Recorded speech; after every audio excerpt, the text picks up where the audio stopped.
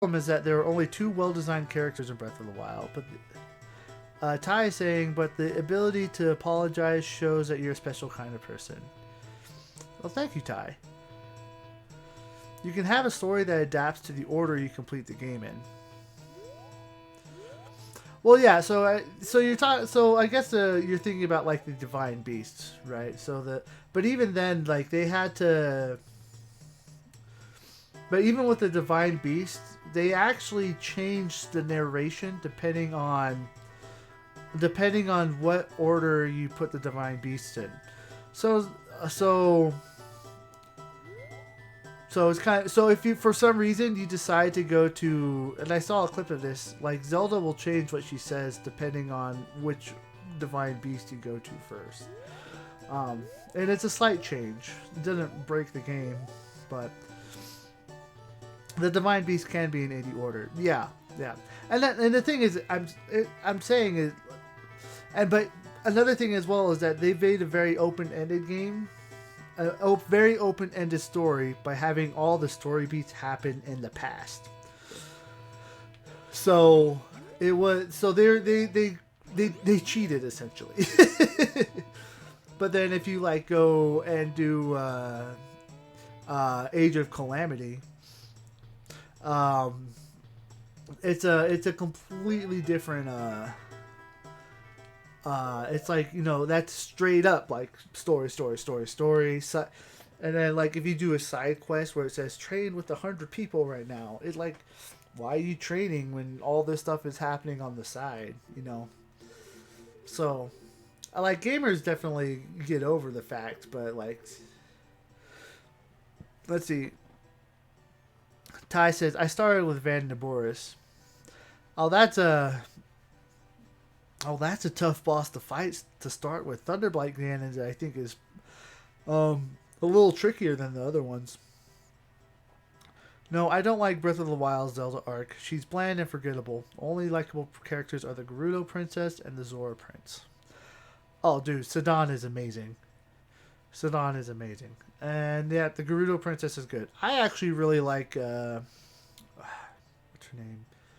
It's the Gerudo from the past, and I forget her name, but she was pretty awesome too. Guess what? Hot take. I'm not. I don't hate Mifa, but I'm very neutral on Mifa. Yes, the adventure can be in any order. You agree. However, that's only part of the problem. Almost all the characters are forgettable. Ty says Nibiru. Thank you, Ty. Thank you. Um, yeah, I think that's an issue. Is I think having more characters is, yeah. Well, that depends as well. Like, again, like we're talking. This is like an interesting. This is like interesting. So I know Breath of the Wild did it right, but again, I still side with the fact that they kind of cheated. Sidon and Riju. Yes, Riju. That was the one I forgot. Because so again, Breath of the Wild kind of cheated because they put all of their story beats in the past, and so your main goal when you got to there was just one blank goal: defeat Ganon, and then you can do whatever you wanted to defeat Ganon, right? But again, this is a lot about like game design philosophy, right? And this is just story beats that you've seen, right? Like, you know, so like Uncharted, right? Uncharted is just straight up story. In fact, or even Last of Us, just story, and it's very linear, very story driven, right? And then you have like Assassin's Creed or Witcher, which try to be open world, and yes, they have story beats, and their definition of open world is you can hit the next important beat whenever you want, right? And you can do whatever you want in between, but then at some point you're going to have to coalesce back and hit that story beat, which forces you back into a linear point, right? It's kind of like, I guess, another different example, very different, but like one of my issues with Mario Galaxy is that Mario Galaxy is actually fairly linear, even though it presents itself as an open world game. yeah, Mario Galaxy is basically you start at one point and you're going to the end point. Like it's not like Mario 64 at all, where you can you can kind of traverse the landscape and go around. Basically Mario Galaxy, you hop from one planet, hit a star, hop to the next planet, hit a star, hop to the next planet, hit a star. So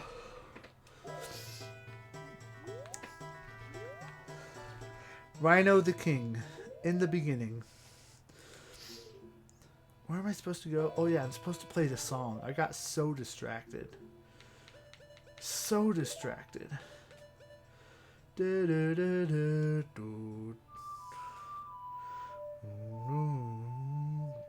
Okay. To be fair, tutorial characters always annoy people.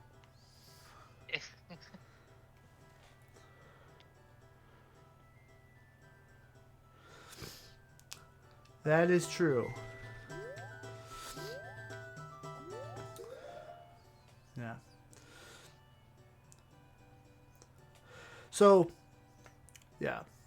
So again, Breath of the Wild was really clever with what they did because by making all the story bits in the past, basically the game happens in the second half of the story essentially. And your beginning is you wake up and then your ending point is defeat Ganon and the rest of that is just all side quest. So it was really clever. It worked. I think it worked. It's probably the most open world game since a long time.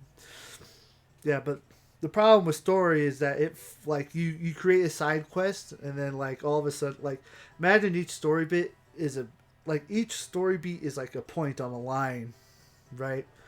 Like and yeah, in between each story beat you can do whatever you want, but you're still forced back into each story beat, and that's what creates the linearity. So,